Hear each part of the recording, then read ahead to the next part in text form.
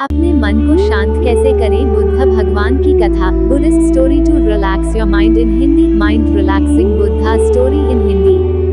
बुद्ध की शिक्षाएं आज भी समकालीन समाज में मन की शांति और सच्चे सुख की खोज के लिए प्रेरणादायक मानी जाती हैं। गौतम बुद्ध, जिनका जन्म 563 बीसी में लुम्बिनी में हुआ था, ने अपने जीवन के माध्यम से ये दिखाया कि कैसे बाहरी दुनिया की इच्छाओं और समस्याओं से मुक्त होकर आंतरिक शांति प्राप्त की जा सकती है। उनके द्वारा सिखाई गई ध्यान की विधि और जीवन के प्रति दृष्टिकोण ने करोड़ों लोगों को मानसिक संतुलन, शांति और मुक्ति की राह दिखाई है। बुद्ध की कहानियां अक्सर जीवन के गहरे सत्य और आत्मनिरीक्षण की ओर इशारा करती हैं। यहाँ एक ऐसी ही प्रेरणादायक कहानी दी जा रही है जो मन की शांति का महत्व समझाती है। गौतम बुद्ध अपने शिष्यों के साथ एक गांव में प्रवास कर रहे थे। बुद्ध के ज्ञान और उनकी शिक्षाओं के बारे में सुनकर गांव के कई लोग उनसे मिलने आते और उनकी शिक्षाओं को सुनते। लेकिन उसी गांव में एक व्यक्ति था जिसे बुद्ध की शिक्षाओं से कोई लगाव नहीं था। वो उन्हें एक ढोंगी समझता था और बुद्ध के प्रति घृणा और क्रोध से भरा हुआ था। एक दिन वो क्रोधित व्यक्ति बुद्ध के पास गया और उन्हें अपशब्द कहने लगा। वो बुद्ध के सामने खड़ा होकर उन्हें बेइज्जत करने की कोशिश कर रहा था। उसकी आवाज ऊंची हो गई, उसका चेहरा लाल हो गया और वो बुद्ध को बार बार बुरा भला कहता रहा। बुद्ध शांतिपूर्वक उसकी बातें सुनते रहे, बिना किसी प्रतिक्रिया के। उन्होंने न तो उस व्यक्ति को रोका और न ही कुछ कहा। वे पूरी तरह शांत थे, जैसे किसी भी तरह की बातों का उन पर कोई असर नहीं हो रहा हो। ये देखकर उस व्यक्ति का क्रोध और भी बढ़ गया। उसने और भी बुरी बातें कहना शुरू कर दिया, लेकिन बुद्ध की शांति देखकर अंततः थक गया और चुप हो गया। जब वह थककर शांत हुआ, बुद्ध ने धीरे से उससे पूछा, यदि तुम किसी को एक उपहार देना चाहो और वो व्यक्ति उसे स्वीकार न करे, तो वो उपहार किसके पास रह जाएगा?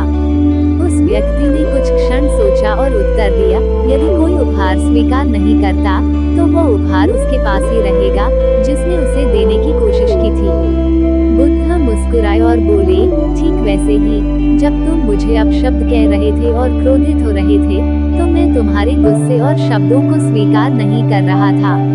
इसलिए ये सारा क्रोध और नकारात्मकता तुम्हारे पास ही रह गई। ये सुनकर वो व्यक्ति चौंक गया। उसे यह समझ में आने लगा कि वह अपने ही क्रोध से परेशान हो रहा था, जबकि बुद्ध पूरी तरह से शांत और स्थिर थे। बुद्ध ने उसे समझाया कि क्रोध किसी और को नुकसान पहुंचाने से पहले खुद को ही जला देता है। यह ऐसा है जैसे कोई व्यक्ति जलते हुए कोयले को किसी और पर फेंकने के लिए उठाए, लेकिन सबसे पहले उसकी जलन से वह खुद ही घायल हो जाता है। बुद्ध की इस सरल परंतु गहरी शिक्षा ने उस व्यक्ति के मन को हिला दिया। उसने तुरंत अपने किए पर पछतावा किया और बुद्ध से क्षमा मांगी। बुद्ध ने उसे क्षमा करते हुए कहा, क्रोध, नफरत और घृणा से मन को कभी शांति नहीं मिलती। शांति तब आती है जब हम इन नकारात्मक भावनाओं से मुक्त हो जाते हैं और करुणा, सहनशीलता और प्रेम का अभ्यास करते हैं। सीख। इस कहानी से हमें ये सीख मिलती है कि हमारा क्रोध और नकारात्मक भावनाएं हमारे अपने मन और शरीर को सबसे ज्यादा नुकसान पहुंचाती हैं। जब हम किसी पर गुस्सा करते हैं, तो हम ये सोचते हैं कि हम उसे सजा दे रहे हैं, जबकि वास्तव में हम खुद को ही मानसिक और शारीरिक रूप से कष्ट पहुंचा रहे होते हैं। बुद्ध ने ये सिखाया कि क्रोध का उत्तर क्रोध से नहीं, बल्कि शांति और समझ से देना चाहिए। हम अक्सर जीवन में विभिन्न चुनौतियों और कठिनाइयों का सामना करते हैं, जहां हमें गुस्सा, तनाव और हताशा महसूस होती है। लेकिन अगर हम बुद्ध की इस कहानी से मिली शिक्षा को अपनाएं, तो हम ये समझ सकते हैं कि इन भावनाओं से मुक्त होकर ही हम सच्ची शांति प्राप्त कर सकते हैं। इस कहानी का एक और महत्वपूर्ण पहलू यह है कि हम कैसे दूसरों की नकारात्मकता से प्रभावित होते हैं। अगर हम दूसरों के अपशब्दों या क्रोध को अपने ऊपर हावी होने देते हैं, तो हम अपने मन की शांति खो देते हैं। लेकिन अगर हम बुद्ध की तरह शांत और स्थिर रहते हैं, तो नकारात्मकता हमारे भीतर प्रवेश नहीं कर पाती और हम अपनी शांति बनाए रख सकते हैं। बुद्ध की यह शिक्षा हमें सिखाती है कि नकारात्मकता को अपनाने या उसे अपने भीतर जगह देने की कोई आवश्यकता नहीं है। हम ये चुन सकते हैं कि किन भावनाओं और विचारों को अपने जीवन का हिस्सा बनाना है। ये चुनाव हमें मानसिक रूप से मजबूत बनाता है और हमारे मन को शांति प्रदान करता है। निष्कर्ष, गौतम बुद्ध की यह कहानी हमें ये सिखाती है कि शांति और संतुलन को बनाए रखने के लिए हमें अपने क्रोध और नकारात्मक भावनाओं पर नियंत्रण रखना चाहिए। दूसरों के अपशब्दों या बुरी हरकतों का हमारे ऊपर कोई असर तब तक नहीं हो सकता जब तक हम उन्हें स्वीकार नहीं करते।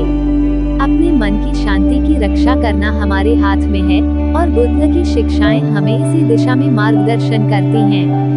जब हम जीवन में बुद्ध की इस शिक्षा को अपनाते हैं, तो हम स्वयं को अधिक शांतिपूर्ण और सुखी व्यक्ति बना सकते हैं।